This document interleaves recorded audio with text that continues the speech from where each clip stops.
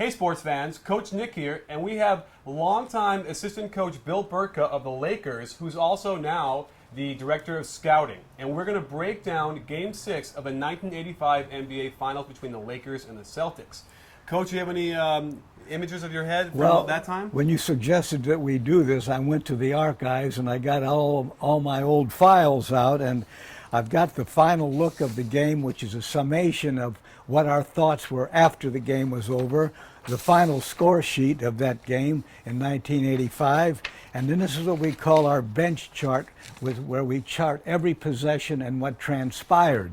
So we'll be able to factually give you a pretty good picture of what transpired in what I consider, in my professional career, which extends over 40-some years, without any doubt, the greatest victory that I was ever part of, and one of the greatest victories in Laker history. Well, with that, let's get right to it. Well, Danny Ainge, we alternated different people on him, Scott, Cooper, and Magic, but in this game we started Magic on Ainge. Byron Scott was taking Dennis Johnson, and of course Dennis used to like to take Byron and post him up. In this game we wanted to have Magic on Danny Ainge. Magic was going to be our designated trapper. He was very smart in selecting those opportunities. Our object with Parrish was always to meet Parrish at least by the free throw line and bump him so that he couldn't get to deep post position when he was coming up the floor in transition. And this was a tough matchup for us, McHale. We played Rambis on him. Rambis played him very physical, but his length and his turnaround jump shot, if he got deep post position, was a real problem. And of course, Larry Bird, we used James Worthy and Michael Cooper pretty much exclusively on Larry Bird. Were there things you wanted to take away from Larry? One thing, you never wanted to lose contact with him, and when he caught the ball, you wanted to be right up in his face so that he didn't have room to shoot. If anything, make him a driver. And if he didn't have the ball, you worked even harder, because if he didn't have the ball, he was eventually going to go to the ball off of, they set such good solid picks, Parrish and McHale, and also he was probably one of the best offensive rebounders from the weak side of the basket that ever played the game. Bird on the offensive boards, and this is what we did best. In the first half, we had 21 fast break opportunities. Now, what I've noticed watching this game is that the Celtics seem like they wanted to run as well. Well, they run a little bit differently. They run selectively. We ran on every opportunity. They ran with intelligence. Mm-hmm. They ran with spacing. They pushed the ball under control. They weren't going to take a bad shot in transition. Now, that's a good shot for you, right? That's an excellent shot. Okay, because some coaches might say, oh my God, it's too quick, no one's in the rebound position. Well, Byron Scott made a living running the right side of the floor, and Worthy always traditionally ran the left side of the floor, but they could interchange and either one could go out. You can't fast break if you don't have players out in front of the ball. Byron Scott and James Worthy's anticipation in filling the lanes was outstanding, and that was the key to our break. And of course, Magic Johnson, with his ability to get the ball up the court and to the right people, was outstanding. Our offensive sets were keyed by what he did with the ball. Mm-hmm. If he stayed in the center of the court, if he dribbled to the wing, mm-hmm. that keyed certain offensive actions.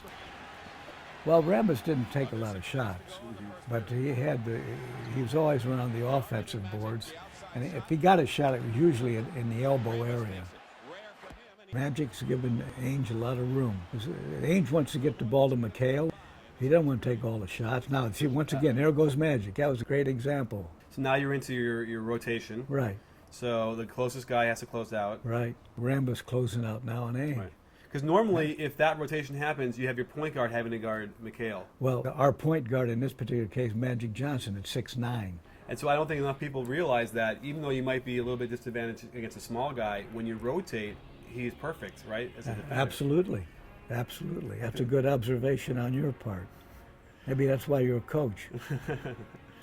One of the great stories about in Mitch Kupchak's history, Mitch Kupchak got off the bench in the second quarter and sparked us.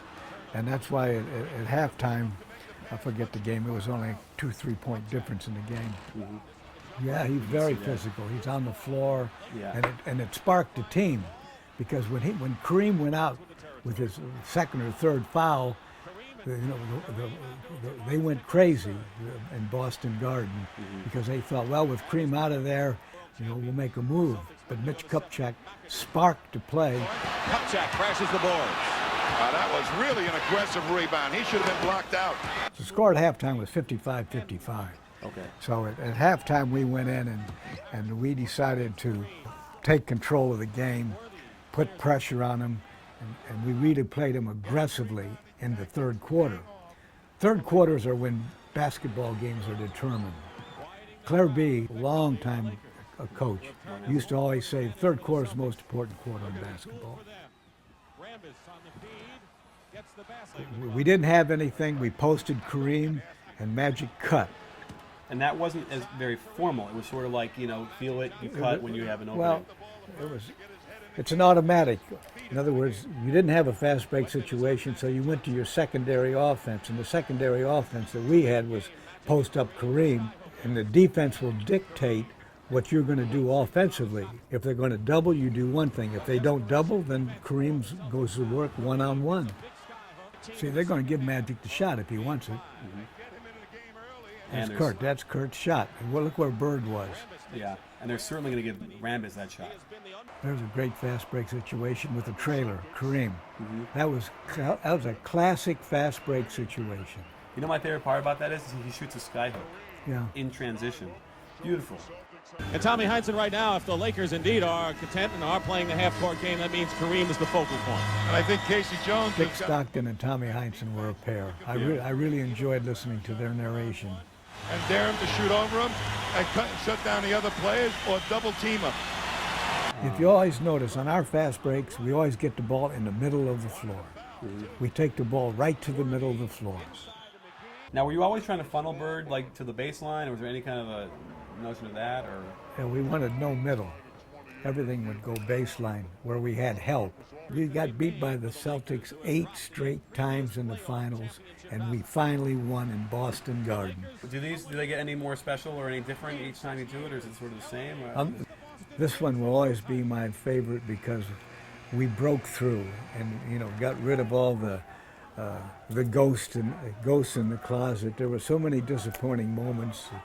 Jerry West, Elgin Baylor, Frank Selvey, Rudy LaRusso, who were cheering for us all the time. And I know that when they saw us win that game, they were just every bit as proud and happy as we were. Red button on? Okay. So, well, having gone through that footage again, does anything, any memories flood back to your... It just re-endorsed my favorite memory. I've been in the NBA approximately 43 years, and I've been part of 10 World Championships, but the one championship that will always be my very favorite championship was in 1985, when the game you just looked at when we beat the Boston Celtics on the parquet floor. Well, there you have it, sports fans. Thanks for joining us, and stay tuned for lots more coming up on B-Ball Breakdown. Because don't forget, it's not a channel, it's a conversation. Are you in?